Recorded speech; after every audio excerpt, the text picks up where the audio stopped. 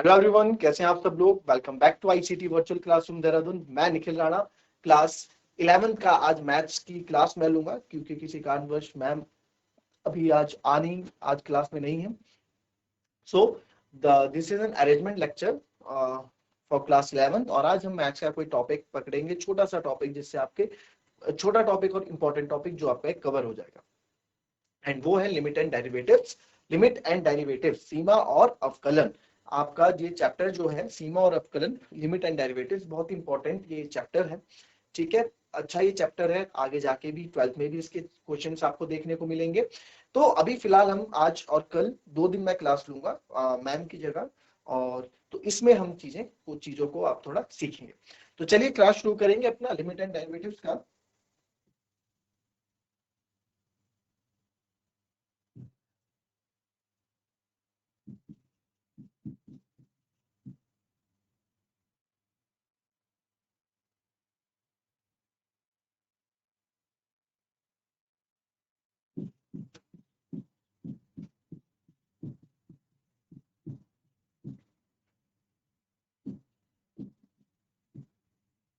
ठीक है, सीमा और अवकलन। तो यहाँ पे आप क्या इसमें हम सीखेंगे, देखिए इसकी जो पहली एक्सरसाइज है वो तो आप लोगों ने पढ़ी होगी। ठीक है, इसमें जो पहली एक्सरसाइज जो आप लोगों ने पढ़ी हुई है कि जिसमें हम लिमिट वैल्यू रखते थे, बहुत इजी है, बट जो मेन इसमें है वो आएगा सबसे पहले इसमें अवकलन यानी कि डेरिवेटिव। डेरिवेटिव क्या होता है बच्चों, डेरिवेटिव क्या होता है, डेरिवेटिव होता है आपका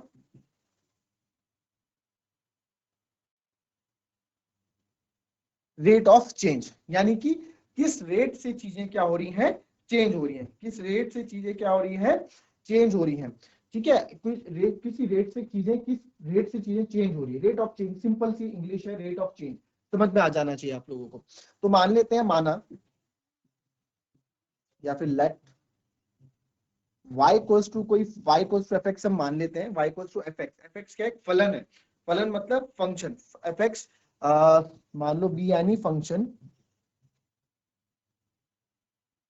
b यानी फंक्शन fx हम मान लेते हैं, fx बराबर है एक्स स्क्वायर, है ना। तो y बराबर एक्स स्क्वायर है, यह कहने का मतलब यहाँ बताओ सिंपल से क्या है, b यानी फंक्शन, हमने मान लिया कि y इक्वल्स टू fx कोई भी एक फंक्शन है, और ये जो फंक्शन है fx ये किसके बराबर है, एक्स स्क्वायर के बराबर है, सिंपल सी बात है। अभी हमने 8वीं 9वीं में हमने देखा, 8वीं 9वीं में जो हम पढ़ते थे, तो fx अगर बराबर है यहाँ पे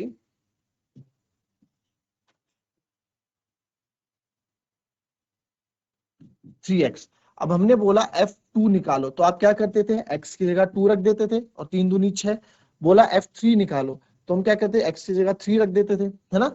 हमने बोला f4 निकालो, तो f4 x की जगह क्या रखा, 4, तो यहाँ पे भी x की जगह क्या रख देते थे, 4। इस तरह से करते थे हम 9वीं क्लास में, है ना, चीजें याद होंगी आपको। तो यही, अब इसी तरीके से आपका यहाँ पे फर्स्ट प्रिंसिपल का फॉर्मूला बनेगा, वो मैं आपको समझाऊंगा कैसे। ठीक है, अब मान लेते हैं, यहाँ पे हमने मान लिया,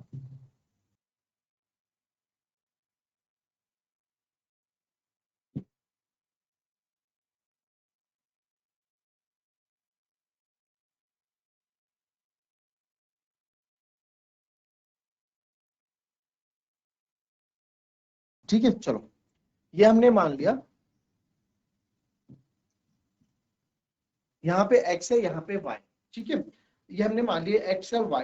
तो अगर फंक्शन क्या है हमारा, फंक्शन ध्यान देंगे fx equals to x square है, और fx क्या है, fx बराबर क्या है y, fx बराबर क्या है y, यहाँ देखो y बराबर क्या है fx, है ना। y हम कोई अभी हम जब हम बड़ी क्लासेज में आते हैं तो y की जगह हम fx लिखते हैं, यानी कि कोई फंक्शन है, कोई फलन है। तो x अगर मैं यहाँ पे अगर x की जगह मैं 1 रखूंगा तो 1 का स्क्वायर क्या होता है 1, तो y बराबर क्या हो जाएगा fx, यहाँ लिख लो, ये y क्या है मेरा fx है। ठीक है, अब यहाँ पे x की जगह मैं रखूंगा 2। ठीक है, फंक्शन ये है ना हमारा, f x equal to x square है, x की जगह रखा मैंने 2, यहाँ पे रखा 2 का स्क्वायर, तो fx कितना आ जाएगा मेरा, fx कितना आ जाएगा मेरा 4। नहीं आया समझ में। अब x की जगह मैंने 2 रखा, 2 का स्क्वायर 4, तो fx कितना आ गया 4। वैसे ही x की जगह मैं रखूंगा 3, तो 3 का स्क्वायर कितना आ जाएगा 9, तो fx कितना आ जाएगा आपका, fx आ गया मेरा 9। ठीक है, आई इतनी बात समझ में। अब यहाँ पे एक चीज याद रखना, देखो अभी समझा रहा हूं यहाँ पे, समझो इस बात को। F x equals to x square, मैंने बोला f3 की वैल्यू बताओ, तो आप बोलोगे सर 3 का स्क्वायर, x की जगह 3 रख दिया। हमने बोला f4 लिखो, तो आप f4 की जगह 4 का स्क्वायर, ठीक है। अब यहाँ पे बोला fy की वैल्यू बताओ, तो x की जगह क्या कर दोगे आप, y लिख दोगे, बस y का स्क्वायर हो जाएगा।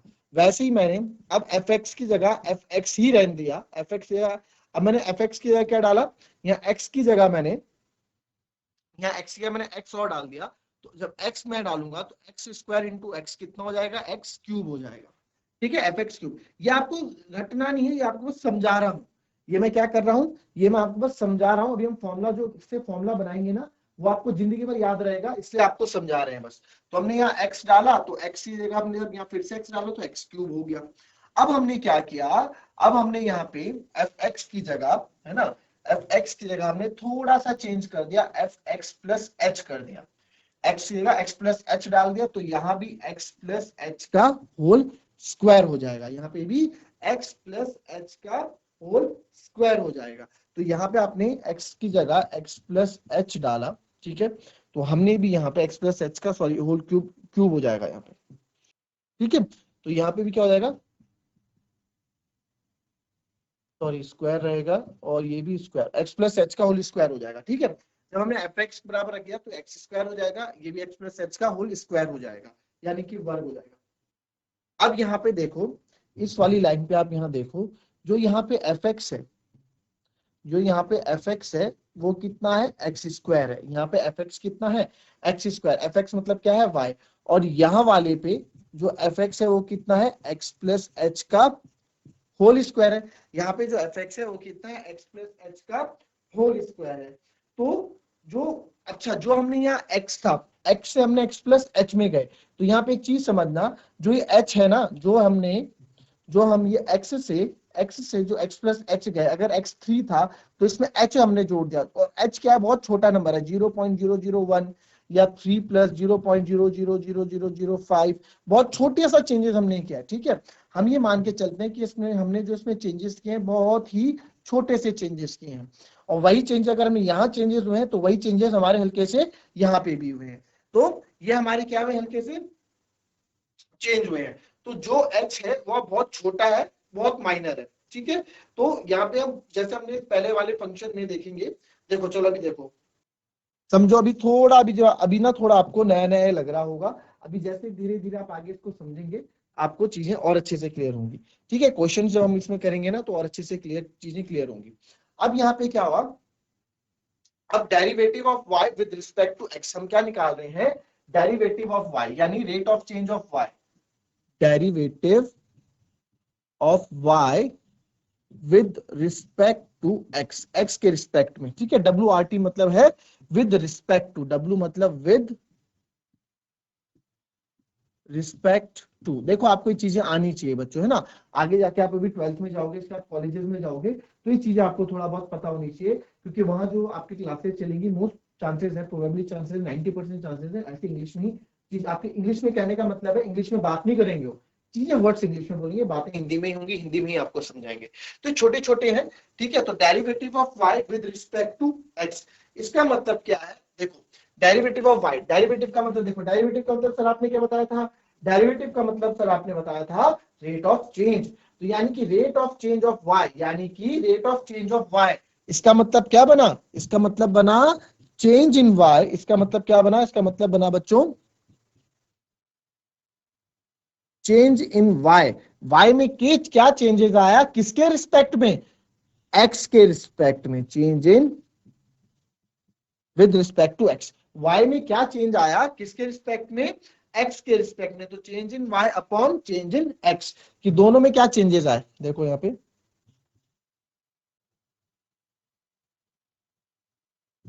तो change in Y upon change in X, ठीक है।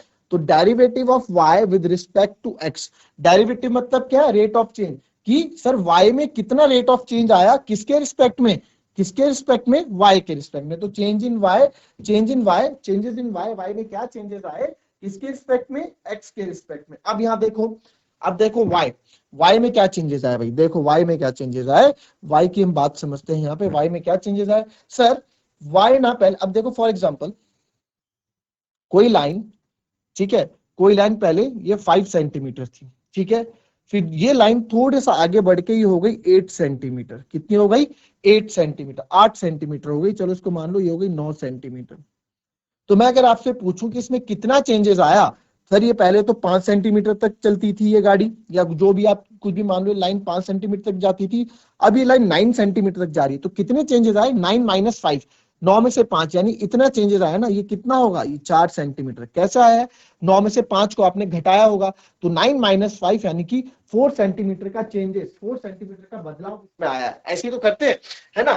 तो यहाँ पे देखो चेंज इन वाई, वाई में क्या चेंजेस आया सर, सर वाई पहले x प्लस एच था, वाई क्या है हमारा, वाई है ना, Y, Y change in Y, Y क्या है एफ एक्स, ठीक है, वाई क्या है मेरा एफ एक्स प्लस एच।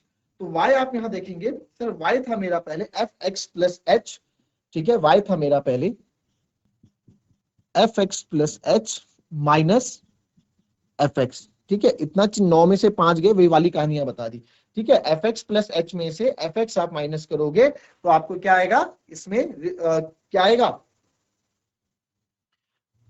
इसमें आपका वो आ जाएगा चेंज इन वाई, ठीक है सर। और चेंज इन एक्स में कितना है, sir change in x, x पहले एक्स था, बाद में एक्स प्लस एच हो गया, अपॉन, यानी कि एक्स प्लस एच में से एक्स को माइनस करेंगे, x प्लस एच में से x को माइनस करेंगे हम, x प्लस एच में से x को क्या करेंगे, माइनस माइनस करेंगे, ठीक है। तो यहां पे सिंपल से आप देखोगे x से x कट गया, भाई वही 9 और 5 वाला एग्जांपल ले लो, 5 सेंटीमीटर है 9 सेंटीमीटर, तो 9 में से 5, बड़े में से छोटा माइनस कर रहे थे ना, 4 सेंटीमीटर का चेंज है, तो ये बड़ा है x से x प्लस एच हुआ इस पे, तो x plus H minus X, वैसे ही F X plus H minus F X, ठीक है। ये चीजें यहाँ पे समझने वाली है। तो यहाँ जो चीज बाद में फाइनल निकल के आती है वो निकल के आई हमारी F X plus H minus F X upon H, ठीक है, ये आपकी बुक में कोई, आपके बुक में वो भी है।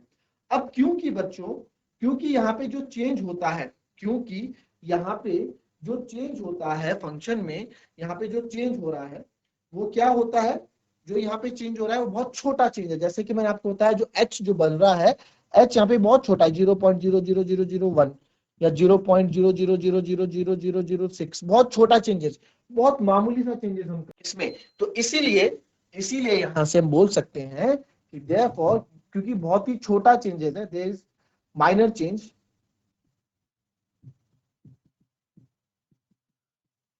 देयर इज माइनर चेंज, बहुत ही छोटा सा यहाँ पे चेंज हो रहा है, इनके बीच में बहुत हल्का सा चेंज हो रहा है।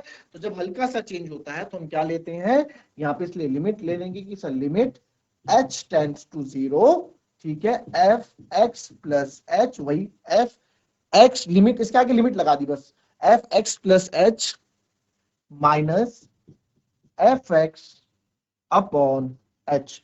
तो ये आपका क्या बन जाता है, ये हमारा एक फॉर्मूला बन जाता है, किसका, डेरिवेटिव का, यानी कि इसको मैं लिख सकता हूं F dash X is equals to limit, किसी भी फंक्शन का डेरिवेटिव आपको निकालना है, किसी भी फंक्शन का आपका डेरिवेटिव निकालना है, तो limit h tends to 0 F X plus H minus F X upon H.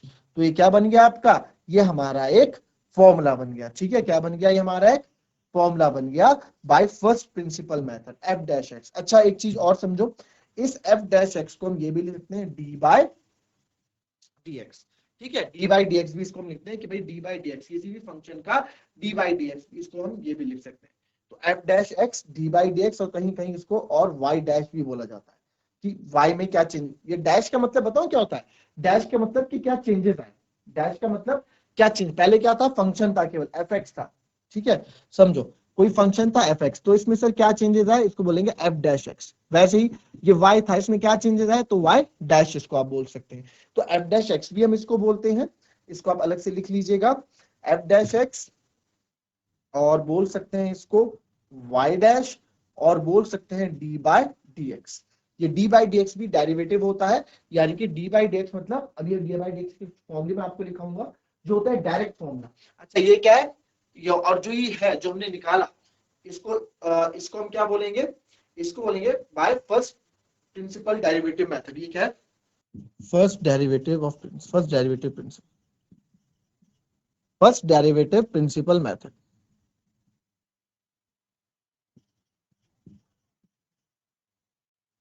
ठीक है, इसको बोलेंगे first principle of derivative method, इसको हम ये बोलेंगे। ठीक है, ठीक है, by first principle derivative method. First derivative principle लिख दिया क्या, फर्स्ट प्रिंसिपल डेरिवेटिव मेथड।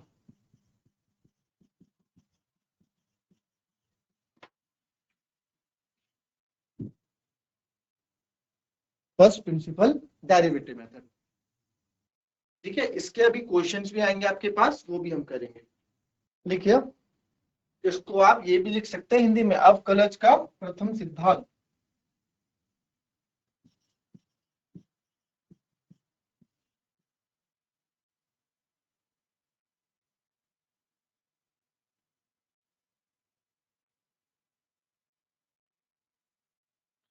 ठीक है, first principle of derivative method, first principle derivative method से ऐसे हम इसको करते हैं। अभी हम किसी के अंदर चेंजेस निकालने हैं, किसी फंक्शन के अंदर हमें डेरिवेटिव निकालने हैं, किसी फंक्शन के अंदर हमें डी बाई डी एक्स या डैश एक्स निकालने हैं, उसको हम डायरेक्ट मेथड से भी कर सकते हैं। ठीक है, तो डायरेक्ट मेथड के कुछ फॉर्मूले होंगे, उसको हम लिखेंगे और फिर आगे देखेंगे। ठीक है, तो इनके कुछ डायरेक्ट फॉर्मूले भी होते हैं, तो डायरेक्ट फॉर्मूले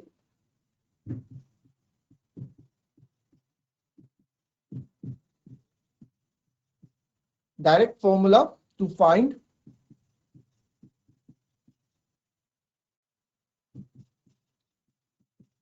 derivative of function।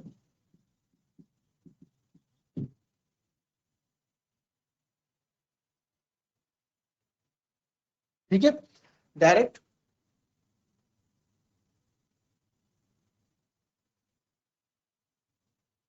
फॉर्मूले to find derivative of function. तो अब इसमें क्या है, जो डेरिवेटिव क्या है, जो अभी हमने डेरिवेटिव क्या, यही D by D x, derivative क्या यही अभी समझे, डेरिवेटिव क्या है आप, एफ डैश एक्स या डी बाई डी एक्स, इसको निकालने का डायरेक्ट फॉर्मूले भी है, अगर फर्स्ट प्रिंसिपल मेथड से आप नहीं करना चाहते हैं तो। ठीक है, तो पहला है इसमें D by D X of X to the power N, कोई फंक्शन है और x to the power n उसका इस फॉर्म में वो आ रखा है, तो इसका डी बाई डी क्या होता है, n x n minus one. इसका आपको एक एग्जांपल मैं करके बताता हूं यहाँ पे, D by D X of X की पावर n, यानी कि आपके पास आया कि एग्जांपल के तौर पे आप देखो कि x क्यूब का डेरिवेटिव निकालो, x क्यूब में का डेरिवेटिव निकालो, तो x क्यूब का डेरिवेटिव आप कैसे निकालेंगे, x क्यूब का डेरिवेटिव आप कैसे निकालेंगे, देखो D by D X of x cube आप निकालने वाले हो। ठीक है, एक्स क्यूब आप निकाल रहे हो, D by D X of x cube आप निकाल रहे हो, एक्स की पावर एन है ना, एक्स की पावर एन, तो ये पावर सबसे पहले आगे जाएगी एन, फिर एक्स एन माइनस वन यानी कि 3 माइनस वन, तो ये आएगा 3x स्क्वायर। कितना आ जाएगा, 3 में से 1 गया 2, 3x स्क्वायर। तो आप इस तरह से डायरेक्ट, अगर आपके पास फॉर्मूला आता है D by D X of X की पावर एन, इस फॉर्म में कोई भी होता है तो N X N minus one, simple सा है, जो ये ऊपर पावर है, जो ये आपके ऊपर जो आपकी घात है आगे आ जाती है, इसको आगे लिख लेते हैं, वही फंक्शन लिख लेंगे, यानी कि फंक्शन क्या है x और ऊपर n माइनस वन, पावर से कम कर दो, जैसे d की x क्यूब है तो x क्यूब का ये 3 आगे आ गया, x क्यूब का ये 3, ये पावर आ गई 3, फिर बचा फंक्शन और ऊपर एक कम कर दो, 3 में से 1, 3x स्क्वायर, बस सिंपल सा। अभी और क्वेश्चंस करेंगे इसमें, तो आपकी चीजें इसमें ज्यादा क्लियर होगी। ठीक है, फिर सेकंड इसमें D by D X of function का भी 1 अपॉन एक्स आ गया। ठीक है, 1 अपॉन एक्स, यानी कि कोई भी चीज अपॉन में आपके पास आ गई तो इसका आंसर सिंपल आपका क्या हो जाएगा, -1 अपॉन एक्स स्क्वायर। क्या हो जाएगा, -1 अपॉन एक्स स्क्वायर। इसको भी प्रूफ करके दिखा दूं आपको मैं, इसको भी प्रूफ करके दिखाते हैं। देखो एग्जाम्पल के तौर पे आप देखो, 1 अपॉन एक्स है ना, तो D by D X of 1 upon x को मैं एक्स की पावर -1 लिख सकता हूं, भाई D by D X of X की पावर -1 लिख सकते हैं। अगर आपको पता है 1 अपॉन एक्स की पावर 2 है, तो ऊपर जाके क्या हो जाएगा, एक्स की पावर -2 हो जाएगा, है ना।